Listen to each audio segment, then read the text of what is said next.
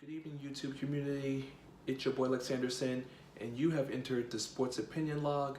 And this video, like all videos, is sponsored by my hair company at celebrityhaircore.com. Check us out online for grade 10A virgin diamond level human hair, full lace, and 360-degree wigs. Pay no tax and free shipping at celebrityhaircore.com. Link is in the bio below. So what brings me out here tonight? Well, I am here because I am tired of Knicks fans telling me how they need to get John Wall. And tonight, I will tell you 5 reasons why John Wall is not a suitable talent for the Knicks. Number 1, overpaid. Number 2, he is a loser. Number 3, he is injury prone. Number 4, not really that much of a leader. Now, I know what you're probably thinking, well, he's the point guard, and a point guard is the leader. That is correct, but that leads to number 5. He engages in Twitter beef with his fellow teammates, like former Washington Wizard Gortat, who is no longer playing with them because they engaged in some type of silly Twitter beef, which is what grown-ass millionaires in the NBA do nowadays.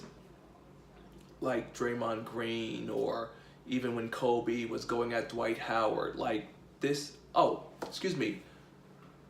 Embiid, the process. He loves Twitter. Karl Anthony Towns loves Twitter. So, yeah. Will Wall put seats in the Garden? It honestly doesn't really matter because the Knicks are still the #1 grossing team in the NBA despite their abysmal record. Let's just take a look at the standings. See, the Knicks make money either way. The Knicks don't need New Yorkers to see their poorly constructed product. Where are they? Knicks 8-16. Tied with Brooklyn, another losing team in New York City. You see the trend here? 8-16. So no real winners. What do we have? Toronto's on top, 20-4, which is to be expected because they have Kawhi Leonard. Then you have the Bucks. But yeah, we're here to talk about the Knicks. Sidebar real quick though. Bulls had fired Hoiberg. Yeah, okay, whatever. The Bulls haven't accomplished anything since Jordan retired. I mean, like, this is what happens. Let's see what his record was though. He coached the team to a record of 115 wins with 155 losses, and his 155 losses are the 5th most by a coach in Bulls franchise history. Now, can you imagine if that was an African-American head coach? He wouldn't have lasted nearly as long as Hoiberg had. Okay, so he became a coach in 2015, so that's been 3 years of ineptitude. Fewest points per game since 2015-16. Dead last at 102 points. One of the worst offenses since he became a head coach. I'm sure there's a lot of African-American talent out there that the NBA, like the NFL, just doesn't really seem intent on cultivating or growing, or even trying to find out if you can be a great coach as an African-American man in America, which is crazy when you consider the amount of NBA players who are of color.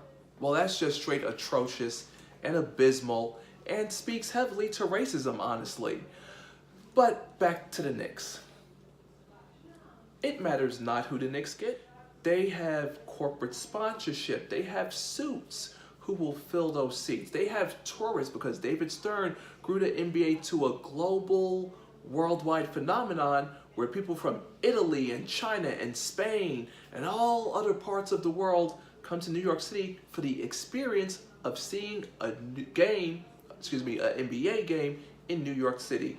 And I can pretty much guarantee that people want the prime teams, the Warriors, the Lakers, hell, even the Mavericks, hell, even the Pelicans, because they have Anthony Davis, the Brow. Who doesn't want to see the Brow? So, you know, when are you going to see, if you go to a Knicks game, you're going to see your favorite superstar, who is not a Knick, because the Knicks don't really have any superstars. Porzingis is still out with his knee injury. So nothing's really going on that's too exciting in Brooklyn.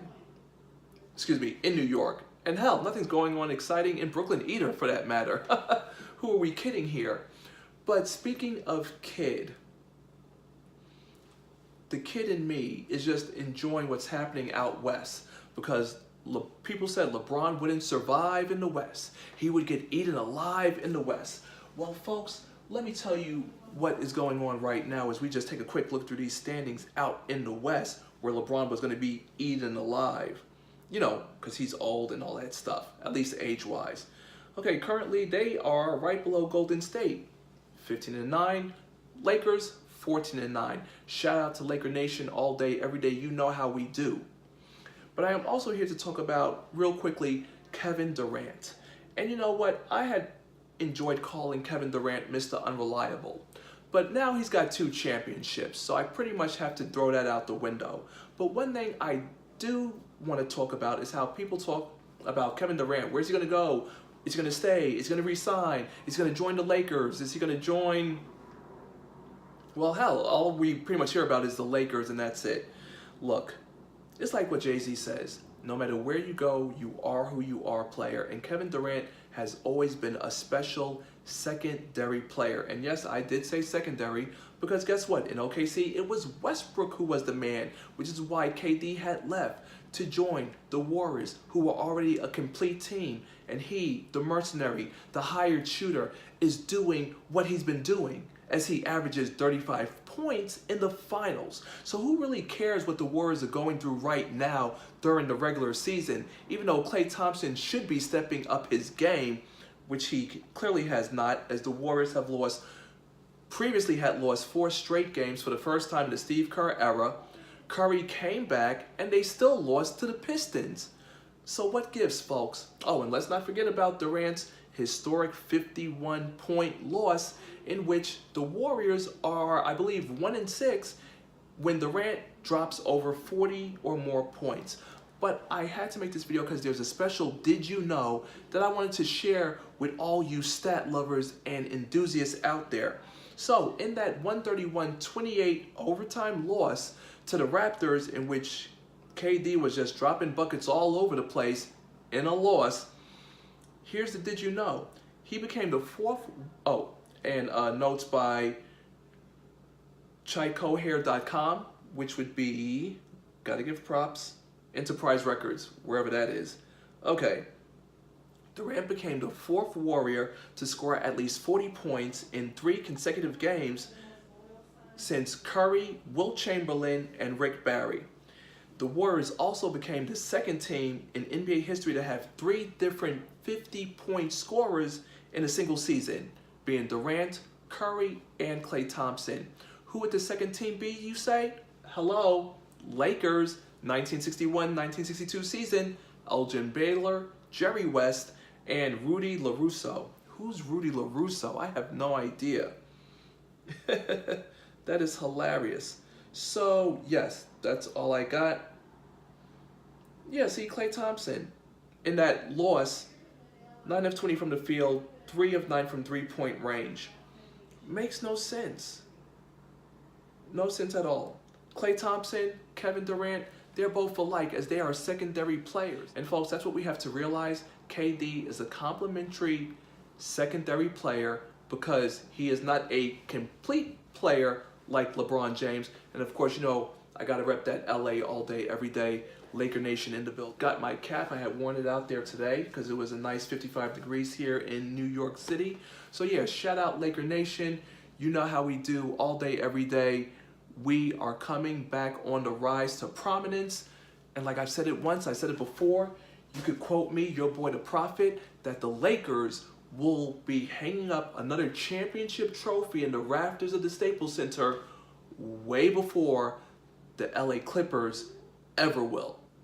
Kawhi, back to you, my friend. Do the right thing. Join Laker Nation next season. Or Durant, or Klay Thompson. It doesn't matter. Because with the presence of LeBron James, you can best damn guarantee that there'll be another All-Star wearing that beautiful purple and gold. That's all I have for today. Thank you very much for tuning in tonight. to hear me out, your boy Lex Anderson, here in the Sports Opinion Log. Make sure you do the right thing and subscribe so you can stay up to date on all upcoming videos, and press that bell notification ding so you stay in tune when I drop another one. But I look to be back later tonight as it is Monday Night Football. Thank you very much for tuning in. This is your boy Lex Anderson, doing what I do best. I would pop my collar, but I'm wearing this button down. It's a very nice shirt. We're trying to fancy it up here in the Sports Opinion Log. But let's pop my collar. I'm signing out.